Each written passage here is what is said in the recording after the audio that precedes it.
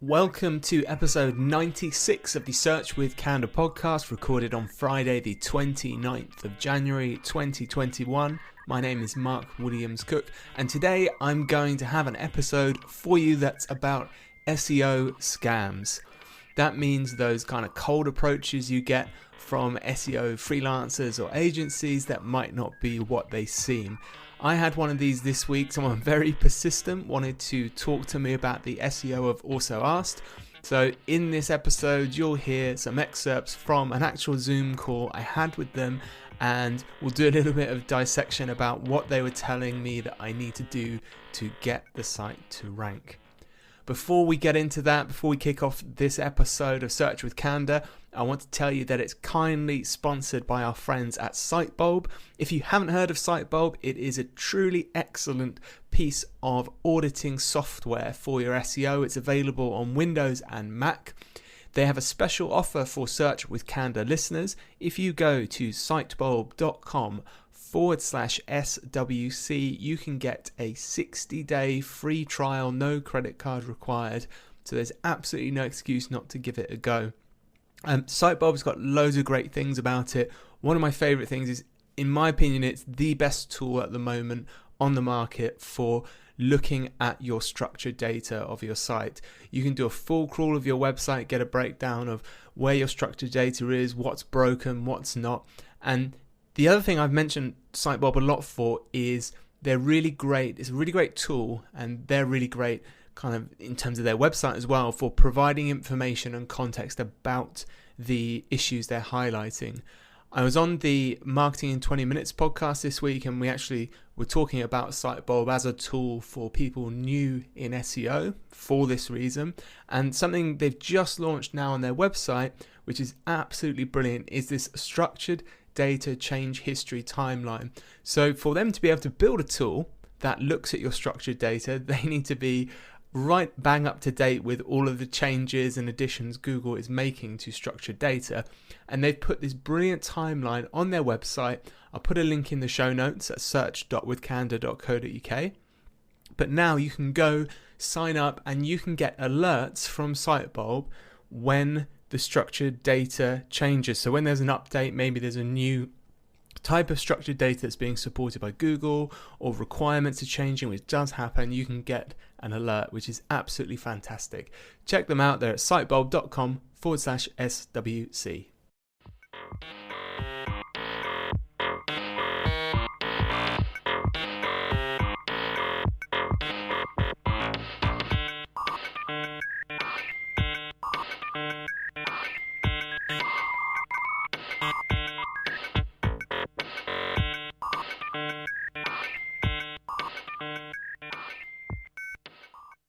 Okay, before we kick off, I think I just want to give a little bit of background to this episode. So this episode actually wasn't planned.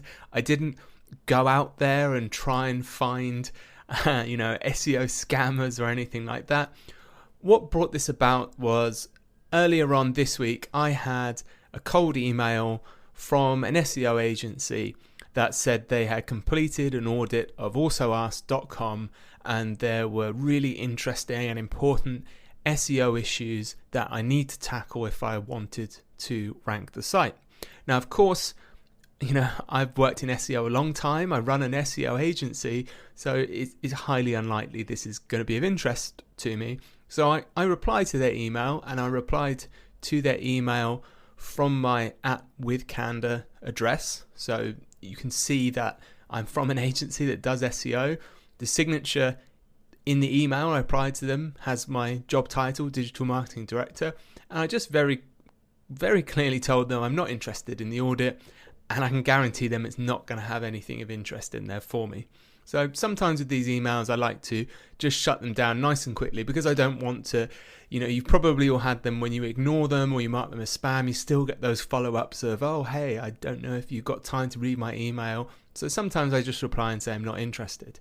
Now, their response to this was to just send me the audit and then try and push me into booking a time with them to discuss the audit. And I had a look at the audit, and as you can imagine, it wasn't great in my opinion. And I thought, okay, well, actually, I've got half an hour free on Friday morning, so I'll take the call and I'll let them kind of talk me through what's in the audit, because there was a lot of things in there that I could quite clearly see were a waste of time. So I just wanted to ask them some questions about it. I didn't want to kind of argue with them about what's worth doing or not. I just wanted to hear what their explanation of as to why I should be doing these things. And again, when you listen to this call, you'll see I haven't at any point, kind of lied about who I am. I haven't tried to correct them, and I haven't sort of feigned that I don't know something. All I've done is just ask them questions about the report they've given me. And some of the answers you'll hear, to be honest, are quite shocking. And the reason I'm doing this episode, and this is something I've always done, so for those that are local to kind of the East Anglia Norwich area, you might know before COVID we had the Search Norwich event that I organised, and the reason we ran this event was I wanted especially smaller businesses who couldn't maybe afford to just engage with like a normal kind of SEO agency. I wanted to provide them with an environment where they could learn the basics of SEO without this sales pressure of someone trying to sell them something and convince them that there's something wrong. So I thought it will make, especially locally, the industry healthier if we can give these businesses some education, because then they will make smarter decisions. And this is this isn't like a completely like a completely thing we're doing not from a business point of view, because my view is if businesses make better decisions about who they hire, they're more likely to hire a respectable agency, which I'd like to think that we are. So there was a few reasons for doing this, and of course it's always great just to meet new SEO people and have these conversations. And this is the reason why I wanted to highlight this call as well in this episode, because it maybe will show you the kind of questions you need to ask, and I can give you some context as to the type of answers you'll likely get and where they might be leading you astray. So we'll dive right in.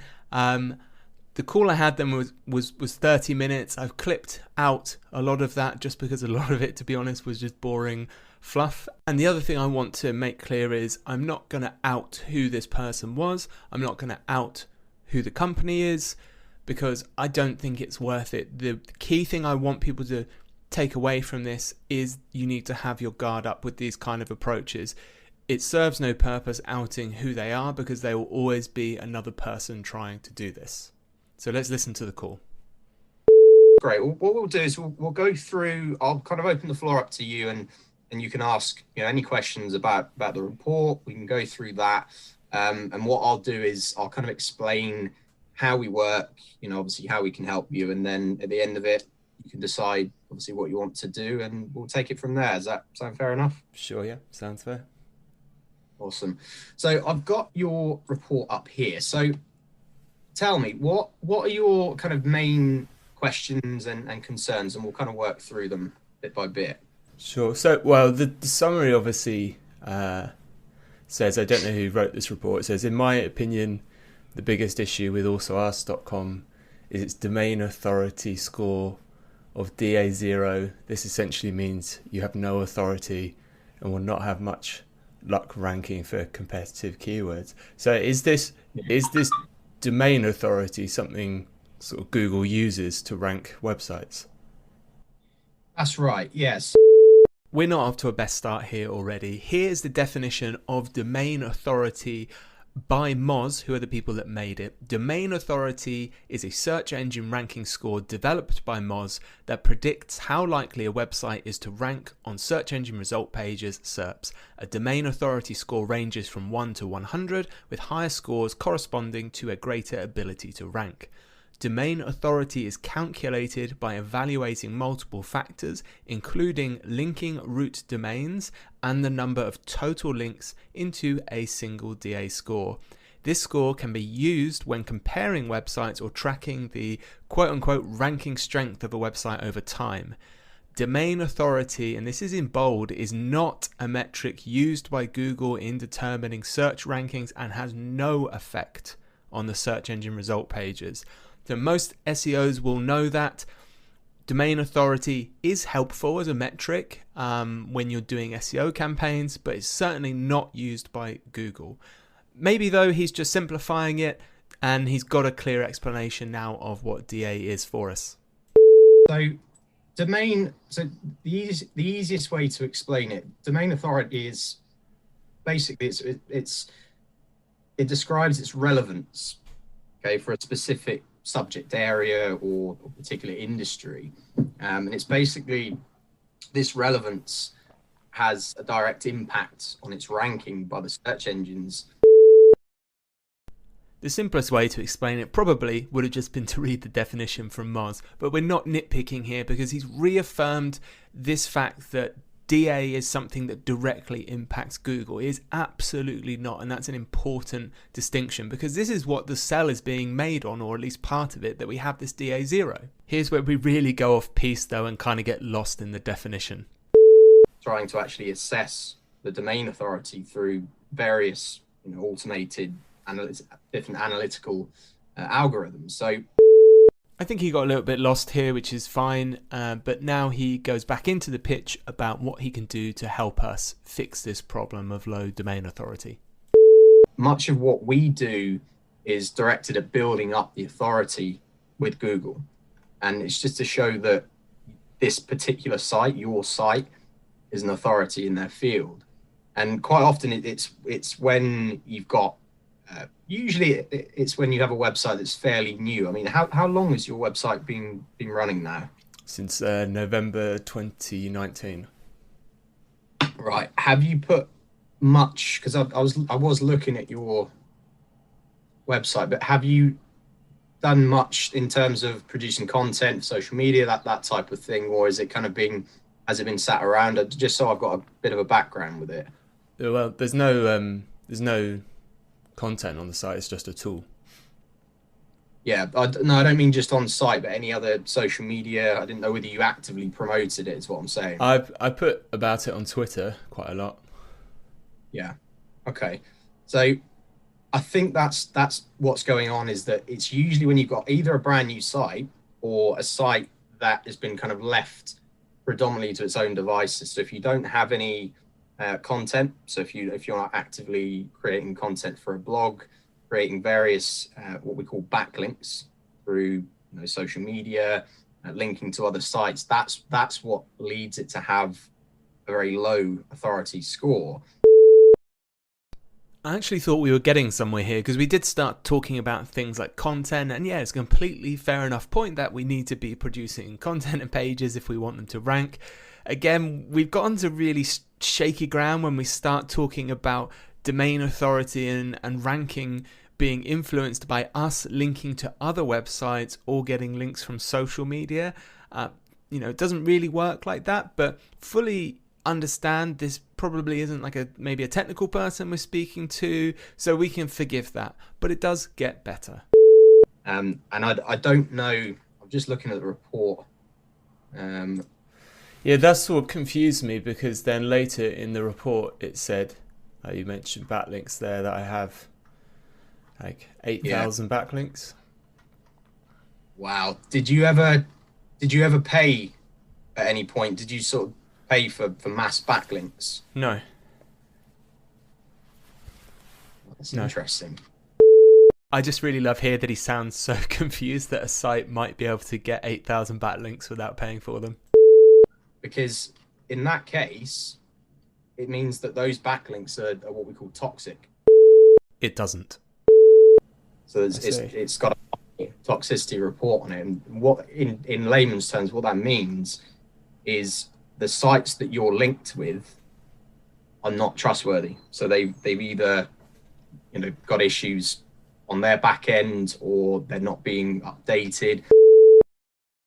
Again, we've really strayed quite far from the truth here. So now he's telling me that sites that are toxic because things like they haven't been updating their content, which is obviously complete rubbish. I've cut a little bit out here now because he goes on about this quite a lot. I thought I'd ask him because we've got some great links to also asked from, people like Yoast, Ahrefs, SEMrush, Search Engine Land. So I thought I'd see if he's heard of these sites and see why there might be this toxic linking problem. Technically, the domain authority score, it can go from anywhere from 0 up to 100, but ideally we're aiming to be somewhere in the DA 30 to 50. Okay, so anything above 50 is very good. Okay, so I don't think you've got to be up 90 or 100. It's getting above 50 in itself is very difficult to achieve. But at that point, it means that Google will then start to rank the keywords that you want to rank for, basically. So what confused me, so have you heard of Yoast? You have? Yes. And have you heard of Ahrefs and SEMrush and Moz? So all of them link to us. Yeah. So are they all toxic?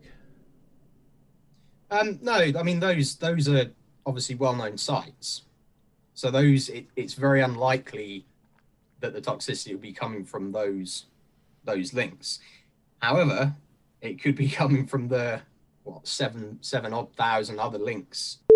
I haven't actually done any link building for AutoAsked. I've been really lucky because certain people in the industry have seen it, shared it. It's been mentioned in talks. I'm quite aware of the backlink profile. I think it's pretty good. There's certainly nothing in there that I would worry about or worry about toxicity. So this whole case that we've been talking about, to be honest, is just complete air. There's no toxic link problem to fix. It doesn't matter that the site's DA0. Interestingly, in their report, they give me the Ahrefs metrics that say that the domain rating's really good. But for some reason, he's chosen to focus on this DA0 from Moz, which is obviously just out of date. So we'll leave that section there because there's some other interesting things that they bring up in their audit that I think are worth listening to. Sure. So I think I understand that. So basically, the domain authority 0 stops me ranking. The links I've got at the moment kind of aren't good enough. So I need to look at that. Yeah. Okay. And just the other things. So it says low text to HTML ratio. Yeah. In the report is one of the main things. What should that be, that ratio? Yeah, so I mean, first thing I will say, like I said, I'm not a tech lead on this. So this would be a really great time to say you don't know, or you could just double down and make something up. But what I can say is that is related to a lot of the back end issues. So again, it's about you have to separate, because SEO comes in two forms. So you've got what we call on page SEO. So that is what that's what you would see. That's your articles, that's your content. I know you don't obviously have a blog or anything like that at the moment, but that's what people can see. But then you've also got the back end search engine optimization, which is effectively your text to HTML ratio. That it needs to be as close to sort of 50-50 as you can have it. Now, if you're heavy on one end or the other, obviously HTML is essentially the code that communicates between websites, between a website and Google. It's all code. And there's obviously a disparity there in terms of how much code and how much text there is as well. So there's issues there. I guess I feel a bit sorry for him because it's obvious he's got quite lost here. It doesn't even make any sense why a text to HTML ratio would want to be 50-50. When people did used to say this kind of thing, they would normally say, hey, you want a high ratio of text and a low amount of code because then there's more stuff for Google to see and it's faster. Of course, none of that actually turns out to be true. So here's a quote from John Mueller about this, because he got asked this question directly. Is there anything to do, in terms of ranking with text to code ratio? And his answer was, No, so quite clearly we've got the answer out the gate. No, we don't use anything like text to code when it comes to Google search. We especially pick up the visible content on the page and we use that. Some pages have a lot more HTML, some pages have a lot less HTML. That's more a matter of your kind of design preferences, how you set things up on your site. So it definitely, it's not making a difference, this ratio. There's no optimal ratio here, and this is one of the main things that was highlighted in the audit that we need to fix to rank well in Google. And that's stopping me from ranking, so that needs to be nearer 50%, that text to HTML ratio. Yeah, that's something that needs to be sorted there. Okay. On the plus side though, when we talked about the on-site stuff, even though we didn't use Yoast, we did a good job. Well, not terrible. Yeah. So the on-site health score isn't bad, because you're at 91% there, which is probably down to the fact. I'm assuming did you use Yoast initially to kind of set the basic SEO up with that? Did you use Yoast? Did you use anything like that? No, I don't think I can have Yoast on my site.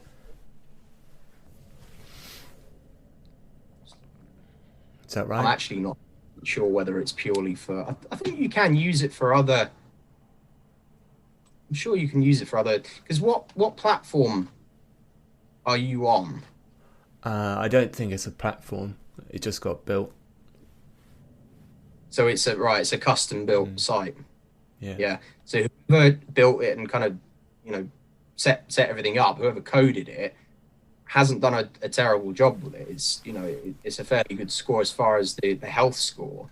To a type, yeah. So 2 type limits too short. I've cut the next bit of the call because we get into a conversation about him essentially trying to sell me this service to disavow toxic links, which, again, this is something we definitely don't need. And he gives a fair explanation of the disavow process.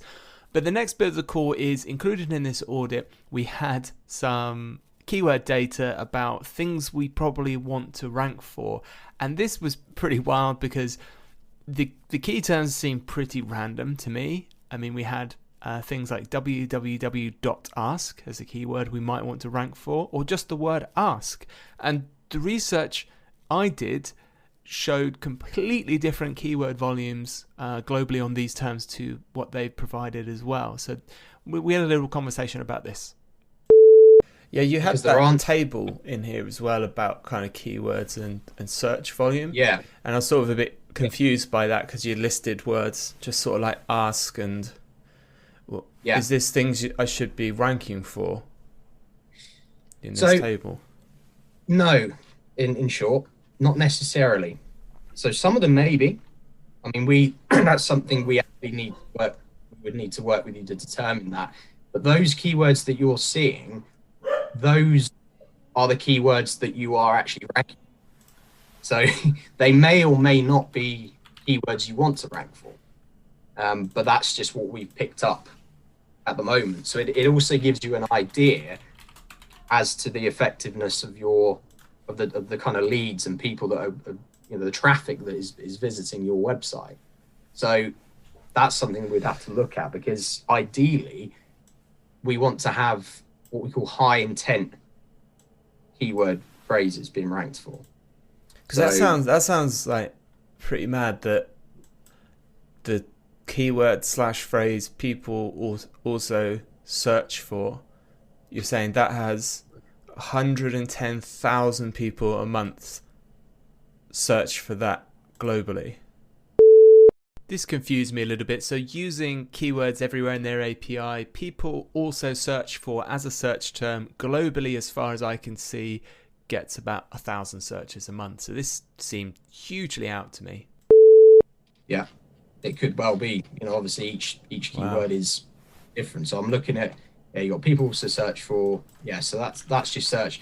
That's a very high search volume. But the problem is there's no value in it. Actually, we started getting dangerously near the truth here when we started talking about things like intent.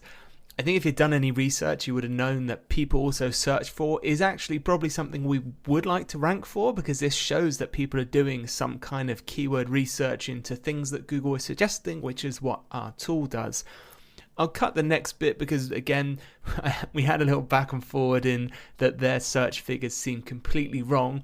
And really, this bit that's coming up is why I put this in the podcast, because it gets now absolutely wild in terms of what they're suggesting we're doing. They're going to start suggesting things that will absolutely harm our SEO, absolutely damage our business, and actually benefit them.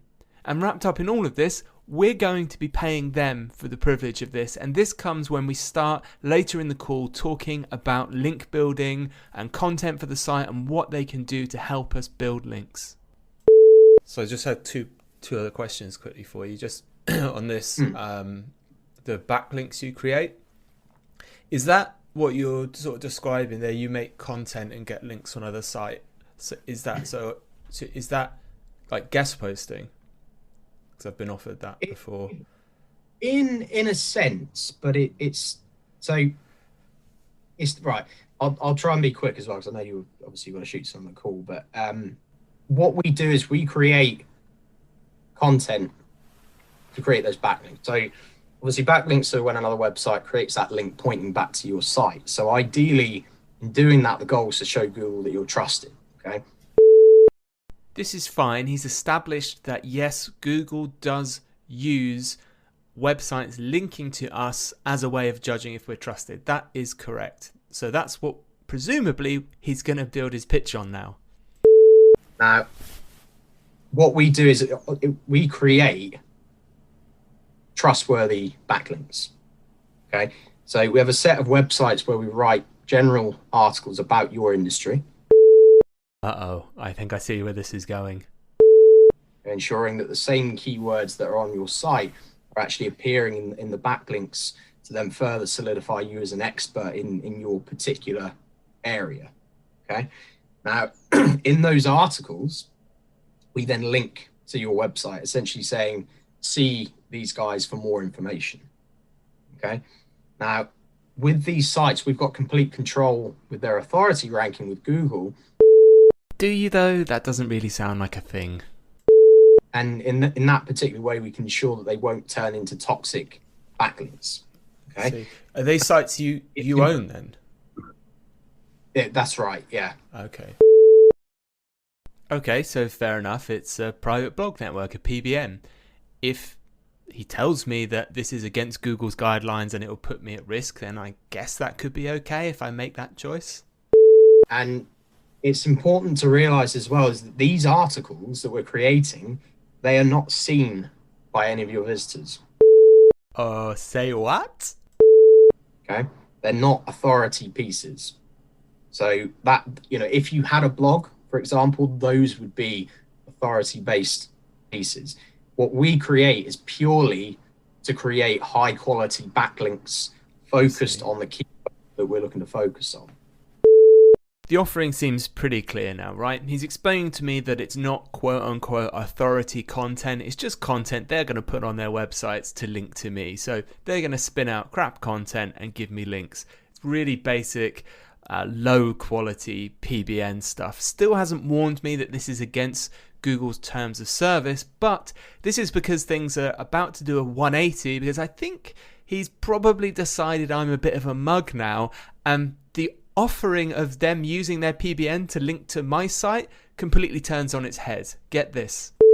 Okay, so they would be put on your website, but they just wouldn't be visible to your visitors. Did you catch that? In the space of 30 seconds, we've gone from them creating content and putting it on their owned websites, their PBN, and linking to me, to this content being hosted on my site and it not even being visible to my visitors. Sorry, they're put on my website. Yeah, they would be put on your site, linking out to our websites. SEO for who here? We've now flipped to me linking to their websites, even though 1 minute ago we said that other websites linking to us is what's going to help us rank. And also they would have a lot. They would have the keywords, all of the kind of stuff that we do. So they'd be in the heading. It would be, the keywords would be featured the right number of times. All these keywords and not a single user to see them. Well, maybe I've misunderstood. So let's just confirm what's on offer here. I got confused there. I thought you said you put the articles on your sites that link to mine, or do I put? You said the content. It's the other way around. Okay, so to rank in Google, you write the content that goes on my site and it links to your sites, and then but the users don't see the articles on my site. Correct. Okay, that's right. I'm gonna leave the call recording there. We go on because actually, as part of the audit, they have suggested what they call more aggressive second tier link building, which is essentially them building links to the links to my site. So basically, again, it means them building links to their own PBN sites to try and get my sites to rank. So in summary, what we've had here is someone called Pictures for SEO with a quote unquote free audit. They've completely misled us about what domain authority is, its importance to getting our site to rank, and sold us a service to remove toxic links that, quite frankly, in my opinion, do not exist. They then said we've got on-site technical issues that are stopping our site ranking, like our text to HTML ratio, which I think we can all agree doesn't even make sense. It's definitely not a thing. Google says it's definitely not a thing that we need to be looking at, and they want me to pay to fix that. And then when it comes to link building and kind of keyword research, we almost got there with, at least even if it was a PBN, if they'd told me the score, I could have made an informed decision as a website owner whether I wanted that. But instead, we went from them trying to sell me PBN links, so that's links from sites they own, which breaks Google's webmaster guidelines, which means if we get caught, they will be devalued and all that money we spent on them would be wasted. But somehow that got 180'd to me hosting their what they called not authority content on my site and somehow hiding that from users. So I'm guessing that they want to hide it from users and only show it to search engines, which would mean that we're cloaking, which again, that's a term where you're showing one thing to users and a different thing to search engines. So that's bad. That's something we can get penalized for. That's very overt kind of bad behavior. But the links are going from our site to theirs. So actually, we're link building to them. Our good site is linking to their, probably, from what it sounds like, quite bad PBN site. So we're vouching for them, and we're going to be paying them for this. So this, as you can see, this pitch is bonkers, and I never at any stage of this initial conversation tried to hide the fact that I did SEO. I emailed them with my job title, with Candor as my email signature. They could see that, and they've still lent in heavily to this pitch. And I just wanted to highlight to you, this still goes on. With anything in business, if it seems too good to be true, it probably is. And there really isn't such a thing as a free lunch. This audit they sent me for free, isn't an audit that's giving me any value. They're using this as a sales tool. These are being used as scare tactics. We've plucked data points, we've taken them totally out of context, and at times, whether through ignorance or doing it on purpose, I can't tell, we've just said completely wrong things to try and get me to do SEO. And this is why SEO can get a bad reputation. It's something other SEOs, other agencies really want to push against. So, I would just implore you, if someone's having to cold email you about your SEO or cold contact you in any way, they're probably not going to be a good person to do SEO with. Get recommendations from other people. Loads of people are doing SEO. Attend events, whether it's local meetups, well, not at the moment local meetups, but webinars, whether they're local kind of webinars from those local events or whether they're bigger events like Brighton SEO. They're the kind of places you can meet the people that will help you. So buyer beware. This is what happens. This is what's going on. So please, please, please, just be careful who you're speaking to about SEO. That's the whole episode. I hope you enjoyed that call. And we're going to be back in 1 week's time, which will be Monday, the 8th of February, for the next episode. If you enjoyed this one, of course, please subscribe, share it, do all that nice stuff. And I really hope you have a lovely week.